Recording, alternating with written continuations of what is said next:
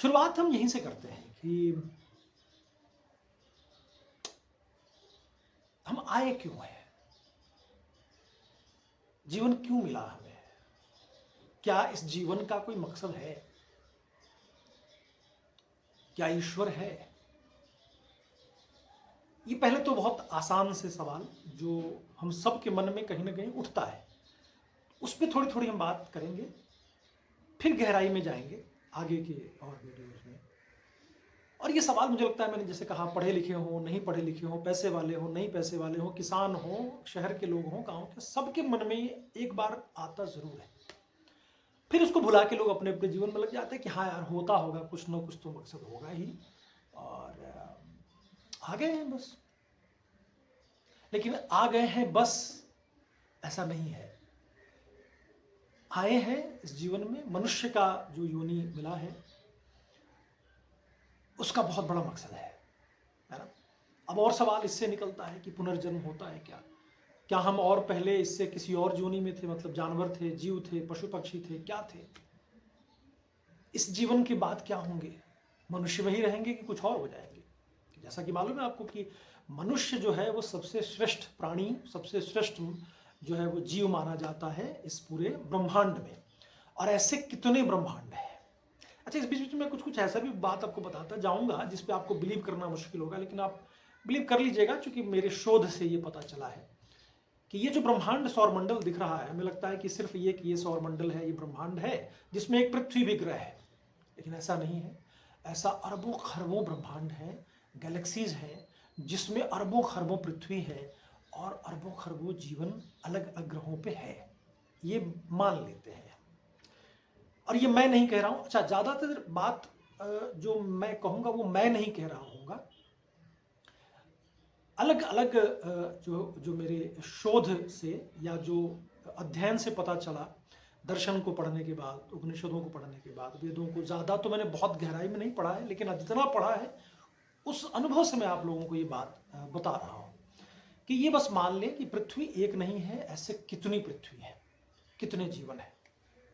तो ज़रूरी ये नहीं है कि मृत्यु के बाद आपको फिर से मनुष्य जीवन ही मिले। अगर आपने इस मनुष्य जीवन को हल्के में ना लिया, अगर हल्के में ले लिया, तब तो जीव जंतु फिर से बन जाएंगे, और जो निचली कैटेगरी है जिसको कहा जाए, चूंकि मनुष्य सबसे श्रेष्ठ इसलिए माना जाता है, आपने सुना भी होगा कि भगवान भी, ईश्वर भी जब अवतार लेते हैं तो मनुष्य योनि में लेते हैं। हालांकि मत्स्य अवतार भी हुआ है, कूर्म अवतार भी हुआ, बहुत तरह के अवतार हुए, लेकिन सबसे ज्यादा जो अवतार अगर आप देखेंगे तो मनुष्य योनि में हुआ, चूंकि भगवान भी तरसते हैं कि मनुष्य योनि में जाके मनुष्य के अनुभव को अनुभव किया जाए, उसको महसूस किया जाए।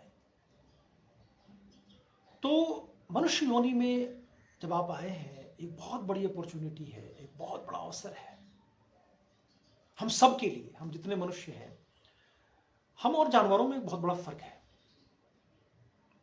जानवर में तार्किक क्षमता नहीं है ना? मन, बुद्धि, चित्त, अहंकार, ये आपने सुना होगा जो लेयर्स होते हैं। बुद्धि बहुत तार्किक होता है, मन जो है वो घोड़े की तरह है, बुद्धि थोड़ी ज्ञान है, उसमें तर्क है ना? चित्त चंचल होता है, जैसे आपने सुना होगा। तो इन सब का आपस में तारतम्यता है, ये सब जुड़े हुए हैं आपस में, और एक दूसरे से कहीं ना कहीं इनका बहुत गहरा रिलेशन है ना? अब आइए बात करते हैं कि मनुष्य जीवन ही क्यों मिला है हमें। आत्मा क्या बहुत सारे हैं? क्या आत्मा भी मरता है, आत्मा भी पैदा होता है? आत्मा मरता नहीं है, ये तो भगवान कृष्ण ने श्रीमद् भगवद गीता में कहा है, और ये सब लोगों ने पढ़ा होगा, कहीं ना कहीं आप लोगों को मालूम होगा कि नैनं छिन्दन्ति शस्त्राणि नैनं दहति पावकः न चैनं न क्लीद्यन्त्यापो न शोषयति मारुतः। तो ये बहुत साफ है कि आत्मा न जन्मती है, न मरती है, न आग जला सकता है, न कोई शस्त्र उसको काट सकता है, न हवा उसको सुखा सकती है ना? तो ये सब क्लियर है। जल उसको भिगा सकती है। और जब आप उपनिषदों में देखेंगे तो आत्मा जो है वो कॉन्शसनेस है, चेतना है, चेतना को ही आत्मा कहा गया है। हम सबके अंदर चेतना है, चेतना जब निकलता है, जब चला जाता है तो हम मृत हो जाते हैं। तो चेतना ही है जो पूरे शरीर में दौड़ता है, और चेतना ही पूरे ब्रह्मांड को भी चला रहा है। तो ये चेतना नाम का जो एक चीज है ना, बहुत ही कमाल है, बहुत कमाल है ना। सांख्य दर्शन में जब आप थोड़ा पढ़ेंगे, उस पर हमने वीडियोस बनाए थे और अंतर यात्रा चैनल पे है, आप जब उसको पीछे स्क्रॉल करेंगे तो आपको वीडियोस में दिखेगा कि पुरुष और प्रकृति का जो कॉन्सेप्ट है वो यही है। प्रकृति जो है वो जड़ है, पुरुष चेतना है। तो जब जड़ और चेतना दो आपस में मिलते हैं तो ब्रह्मांड का निर्माण होता है, हम सबका निर्माण हुआ है। अब आइए, बहुत जो आम लोग हैं ना, उनके अंदर एक सवाल पैदा होगा कि जैसे आपने सुना होगा कि बहुत कोई, जब सब ईश्वर के ही अंश हैं, हम सब ईश्वर के अंश हैं, उसी परमपिता परमात्मा के अंश हैं, तो जब सब एक है, सब हम उन्हीं के बच्चे हैं, तो किसी को इतना दुख होता है, कोई इतना गरीब है, कोई इतना धनी है, कोई बहुत सुखी है। क्यों है ऐसा? कोई किसान है, कोई जमींदार है, कोई बहुत बड़ा शासक है, कोई प्रधानमंत्री। क्या है, क्यों है? कोई छोटे बच्चे में पैदा होते ही वो विकलांग हो जाता है। ये बहुत नॉर्मल सा सवाल है जो आप सब लोगों के मन में बहुत नॉर्मली आता है। कॉमन मैन भी ये पूछता है, जिसको कुछ नहीं मालूम वो भी ये पूछता है कि भाई क्या है।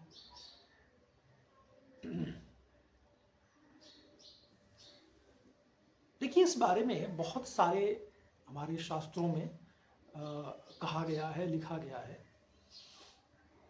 कर्म सिद्धांत के बारे में आपने सुना होगा, है ना, कि जैसा कर्म करोगे वैसा फल देगा भगवान। तो ये तो बहुत सरल बात है और सरल भाषा में ही हम बताने की कोशिश करेंगे।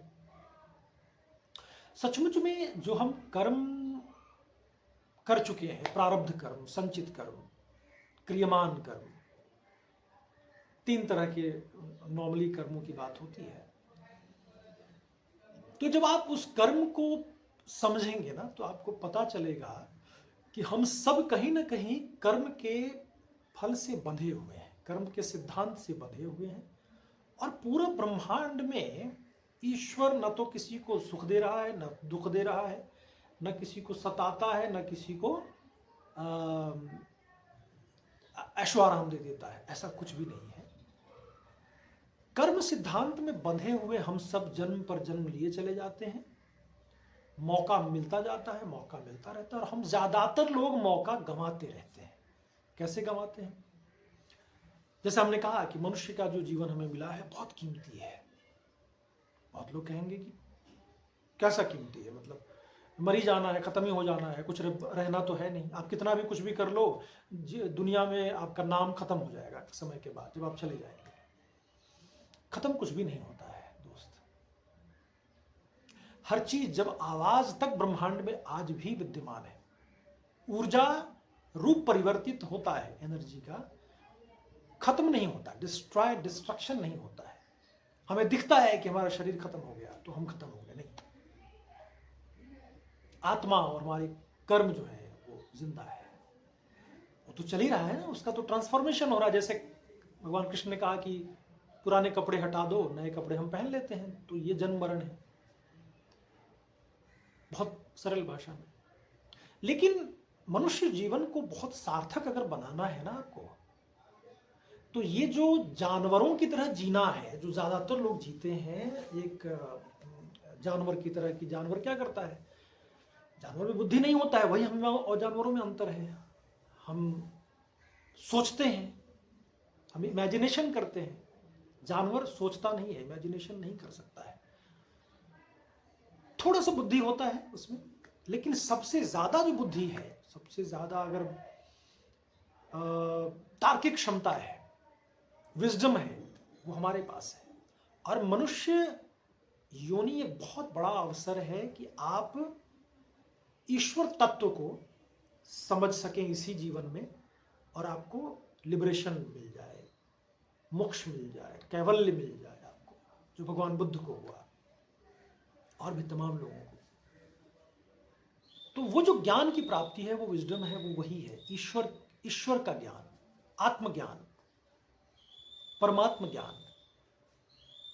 खुद को जानना मतलब आत्मा को जानना, क्योंकि हम आत्मा है। शरीर जो है वो दिख रहा है, जो फिजिकल बॉडी है हमारा भौतिक शरीर, वो दिखता है, आत्मा दिखाई नहीं पड़ता। लेकिन हम ओरिजिनली आत्मा है, शरीर नहीं है। शरीर दिख रहा है। इसको विज्ञान ने भी, और मैं जो कुछ भी बात करता जाऊंगा आगे वीडियोस में, ये आप समझ लें कि ज्यादातर अब शोध से, वैज्ञानिक शोध से विज्ञान भी इसको साबित करता जा रहा है। क्वांटम मैकेनिज्म जो है, या क्वांटम फिजिक्स जो है, वो इस पर रिसर्च करती है, और उसमें बहुत सारी ऐसी बातें हैं जो चौंकाने वाला, उनको भी चौंका दिया। लेकिन हमारे शास्त्रों में हजारों साल से लिखा हुआ है।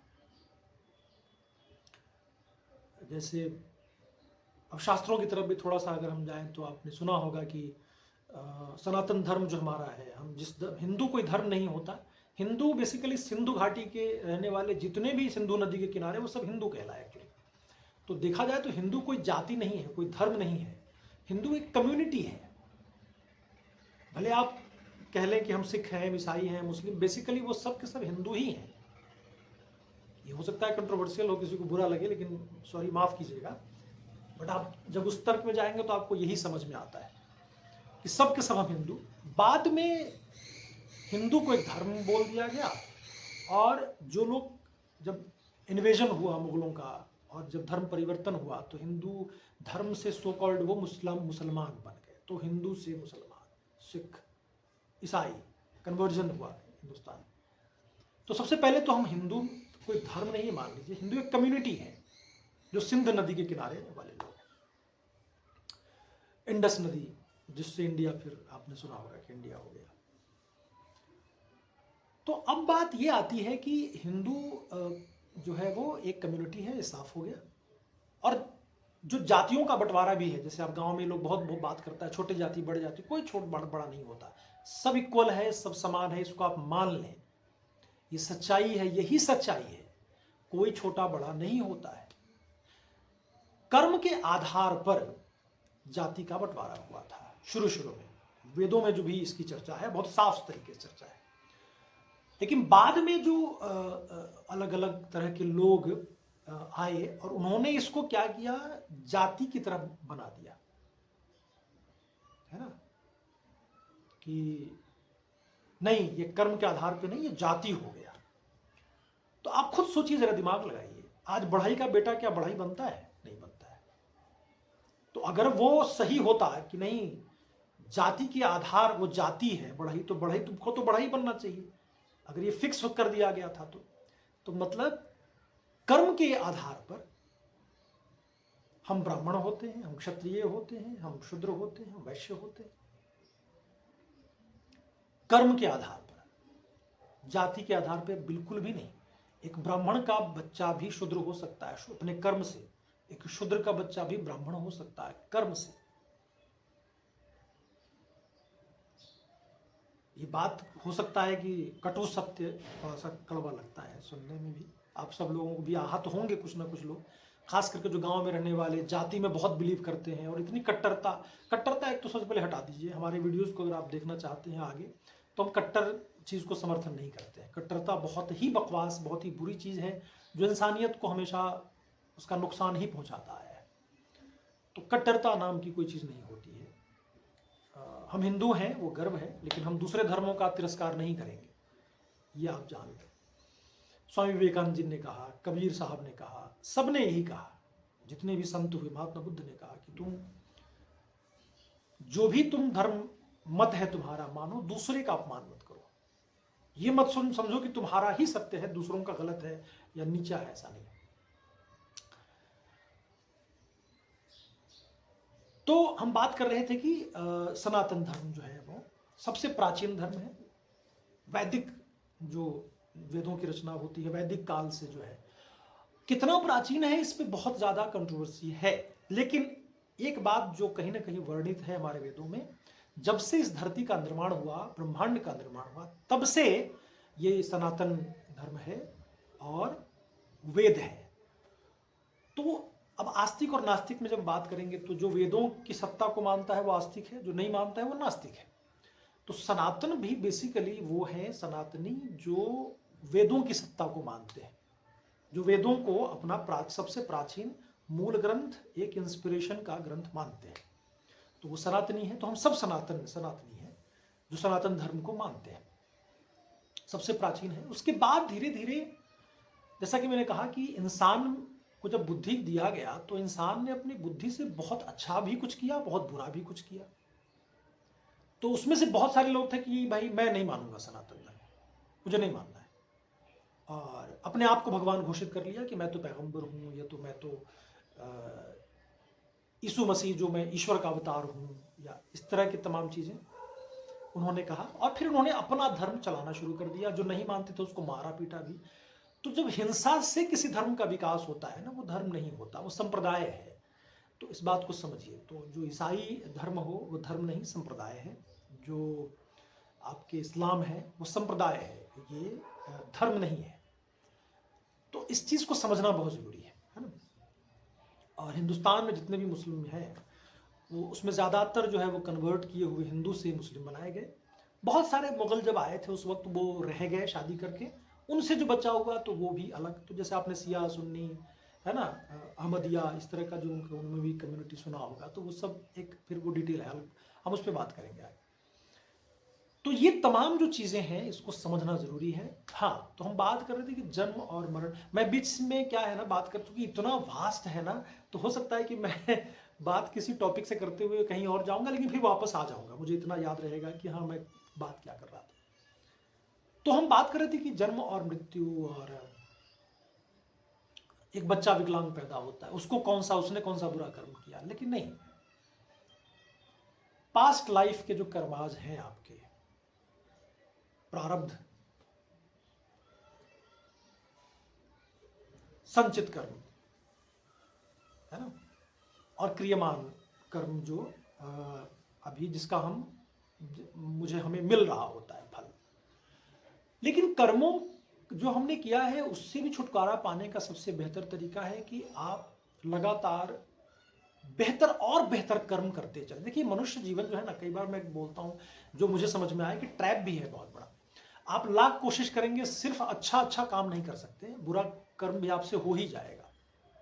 लेकिन कोशिश तो कर सकते हैं कि मतलब 100 में 90 कम से कम हम अच्छा कर्म करें, इतनी कोशिश तो कर सकते हैं।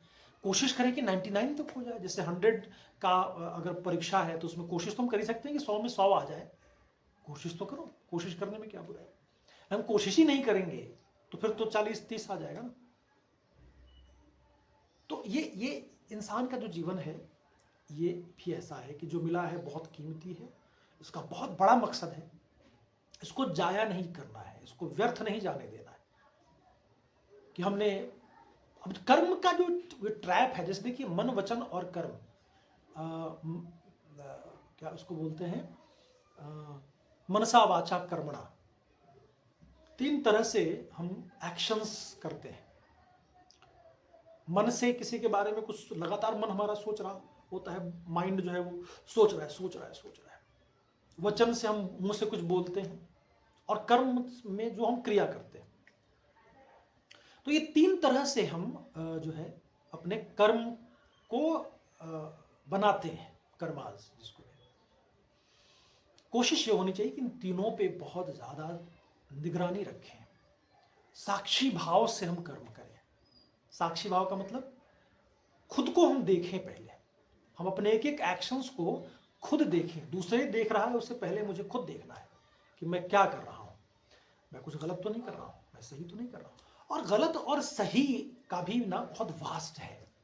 बहुत लोगों की नज़र में जो गलत है वो किसी के लिए सही हो सकता है, किसी के लिए जो सही है वो दूसरे के लिए गलत हो सकता है। इसी के लिए शास्त्रों का कहीं ना कहीं जो है वो रचना है।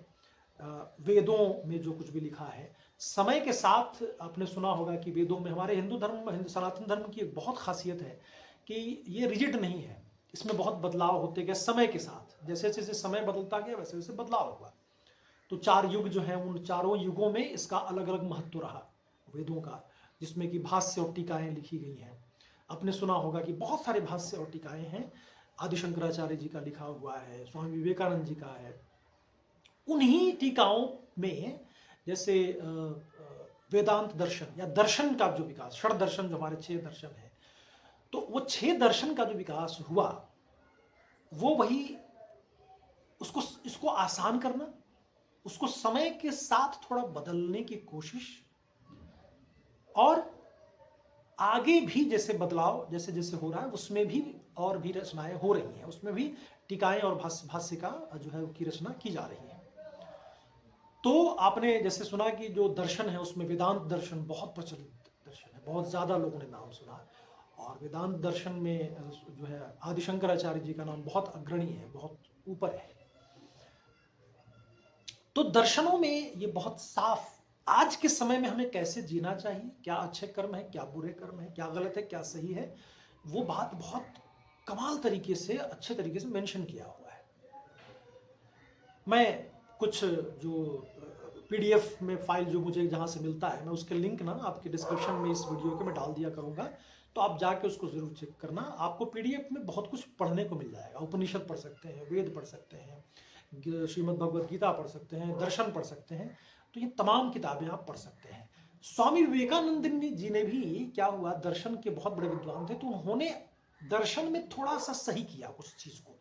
आदि शंकराचार्य के वेदांत दर्शन से बहुत ज़्यादा वो जो प्रभावित थे, उनको बहुत अच्छा लगा, लेकिन उन्होंने उसमें थोड़ा शोध किया, थोड़ा चेंज किया, और नव वेदांत के नाम से वो अपना उन्होंने दर्शन जो है वो दिया, जो वेदांत का ही रूप है लेकिन थोड़ा बदला हुआ। उन्होंने कहा कि आज के समय में अगर रोजगार नहीं है, आप भूखे पेट है, तो भजन नहीं हो सकता है। भूखे पेट ईश्वर की तलाश नहीं कर सकते, आत्मज्ञान नहीं कर सकते, आप ध्यान नहीं लग सकता, आपका मेडिटेशन नहीं हो सकता है ना।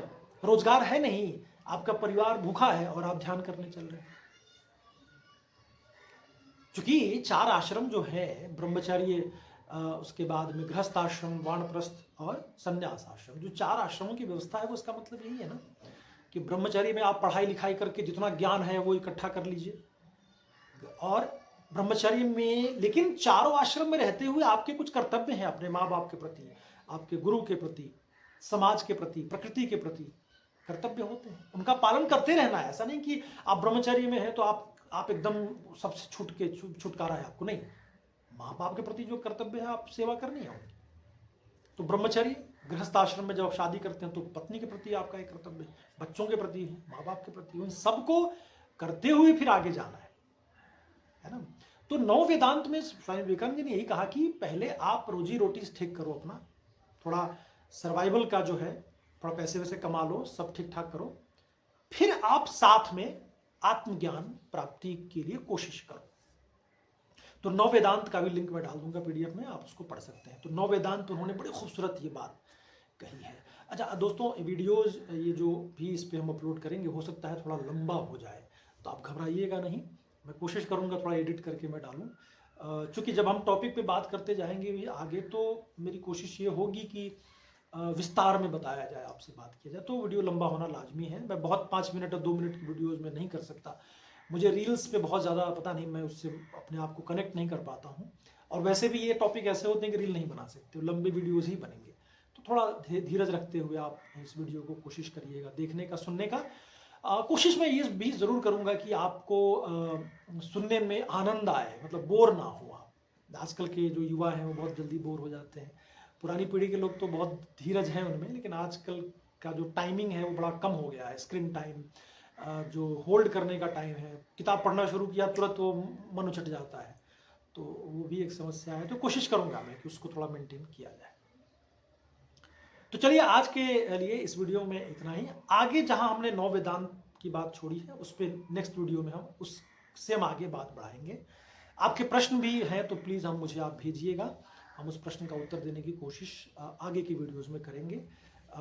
और भी फॉर्मेट हम इस वीडियो को थोड़ा और कोशिश करते जा रहे हैं कि इसको और क्या हम बेहतर बना सकते हैं, वो करते जाएंगे।